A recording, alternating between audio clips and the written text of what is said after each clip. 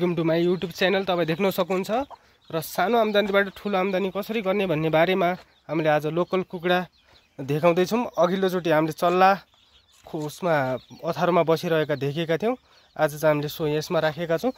देख्नुहुन्छ देख्न सक्नुहुन्छ यो चाहिँ लोकल कुखुरा देख्न सक्नुहुन्छ। आज चाहिँ हामीले चाहिँ यसलाई के गर्यो भने के भइरहेको छ भने चाहिँ यो चल्लो चाहिँ अलिकति झोक्राइरहेको छ। यसलाई चाहिँ हामीले भिटामिन पनि खिलाएका छौँ। यो चाहिँ भिटामिन पानी खुवाइरहेका छौँ चल्लाहरूलाई।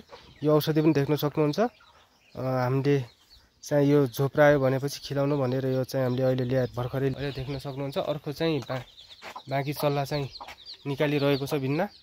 यसले चाहिँ भर्खर निकाल्यो 12 चल्ला समथिङ निकाल्यो। हामीले चाहिँ 30 अन्डा चाहिँ राखेका थियौँ र चाहिँ 12 चल्ला निकाल्यो। यसमा चाहिँ अहिले चाहिँ झोप्राइ कुहिरहेको त छैन। यसले चाहिँ अहिले ठिकै छन् हैन। अघि औषधि चाहिँ हामीले टाइममा खिलाइरहेका छौँ। यिनीहरूलाई पनि देख्न सक्नुहुन्छ यहाँनिर। आउ आउ आउ आउ आउ आउ आउ आउ आउ आउ आउ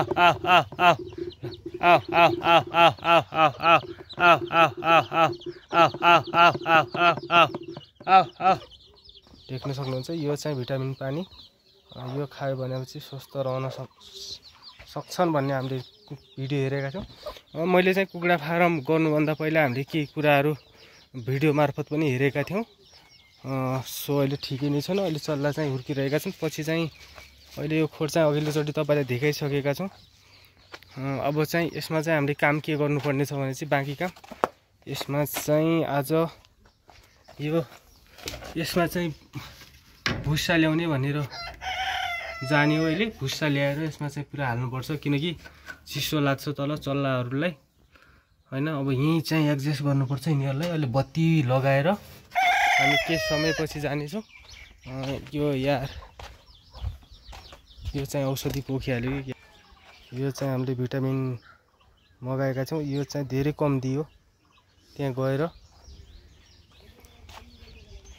फाइनली देख्न सक्नुहुन्छ यहाँको चल्ला चाहिँ निकालिसकेको छ।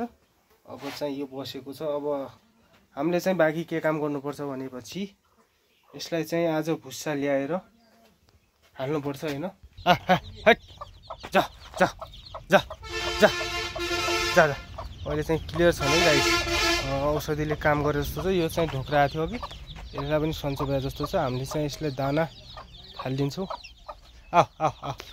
यो देख्न सक्नुहुन्छ हामीले यहाँनिर दाना पनि फालेका छौँ।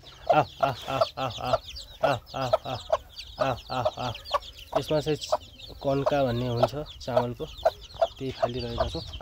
यो चाहिँ कालिरहेको छ। जा जा जा यसको चाहिँ अलि समस्या छ। यो चल्ला चाहिँ आज ढोक्रा रहेको सम्भावना छ। ढोक्रा रहेको चल्लो कहाँनिर चाहिँ यो चाहिँ अलि ढोक्रा रहेको छ। यसलाई चाहिँ हामीले औषधि पनि खिलायौँ भिटामिन पनि खिलाइसकेका छौँ। अनि अरू पनि हुर्किँदैछ। यिनलाई चाहिँ केयर गर्नुपर्छ। पानी र दाना चाहिँ समयमा खिलाउनुपर्छ।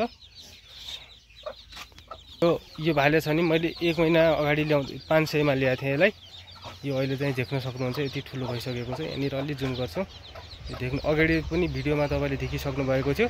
अहिले पनि म देखाइरहेको छु। यो चाहिँ सानो थियो। मैले 500 मा किनेर ल्याएको थिएँ। 500 को 2 चल्ला ल्याएको थिएँ हैन।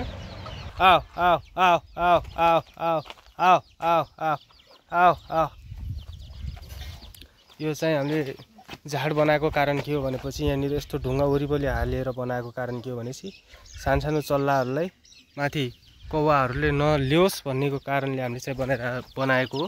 तपाईँ पनि बनाउन सक्नुहुन्छ आफ्नो घर नजिकै। देख्न सक्नुहुन्छ यहाँनिर मजाले चर्छन् तलतिर बसेर।